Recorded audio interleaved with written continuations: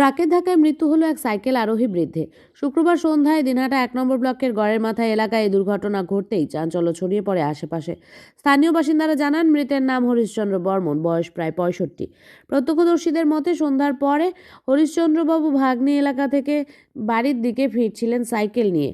গড়ের মাথা মোড়ে পৌঁছতেই একটি ট্রাক আচমকাই তাকে সজোরে ধাক্কা মারে। ধাক্কার জেরে তিনি রাস্তায় ছিটকে পড়েন এবং ঘটনাস্থলেই গুরুতর জখম হন। দুর্ঘটনার শব্দে স্থানীয়রা ছুটে এসে আহত বৃদ্ধকে উদ্ধার করেন। তাকে তড়িঘড়ি দিনহাটা মহকুমা হাসপাতালে নিয়ে যাওয়া হয়, কিন্তু চিকিৎসকেরা তাকে পরীক্ষা করে জানান তিনি মৃত।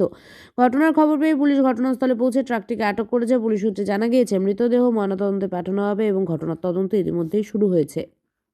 কিভাবে অ্যাক্সিডেন্ট হয়, আপনি কি দেখলেন, কি শুনলেন সেটাই বলবেন। আমি যে দেখি পড়া আছে, সাইকেলটা ঘুরে হইলো যে পড়িয়েছে, আমি তুলে নিয়ে আসলাম হাসপাতালে। কোন জায়গায় ঘটনা হয়? এটা পকেট রোডে। কোন জায়গাটা? গড়ের মাথা। গড়ের মাথা। গড়ের মাথা দিনাটা। কি নাম ওনার? ভেসালু বর্মন। হ্যাঁ, ভেসালু বর্মন। বাড়ি? বাড়ি ভাগ্নির পাড়। আপনার নাম? আমার নাম টুটুন বর্মন। আপনার বাড়ি? আমার বাড়ি গড়ের মাথা, দিনাটা ভিলেজ ওয়ান। কি নাম আপনার? হ্যাঁ, কি নাম আপনার? টুটুন বর্মন। মানে সাইকেলটা যে ঘুরে হচ্ছিল, কি দিয়ে ঘুরে হচ্ছিল, আপনি কি শুনলেন? এটা বড় গাড়ি, ট্রাক। ট্রাক।